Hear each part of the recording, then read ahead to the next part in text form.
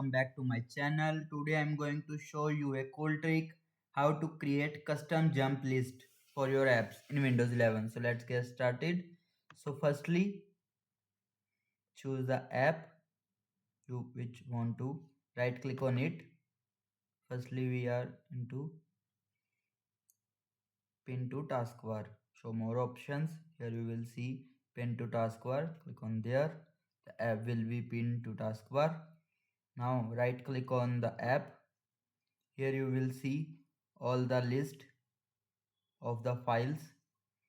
You can simply pin from there. From next time you don't want to open full app, if you want that particular file, right click on it. Here you will see you can simply open from there or share this item from also there easily. Without open the app, you can share the file. If you want more control, you can use third-party tools like Jump List Editor. This lets you add multiple folders. You can pin frequently used files, website, or even shortcuts.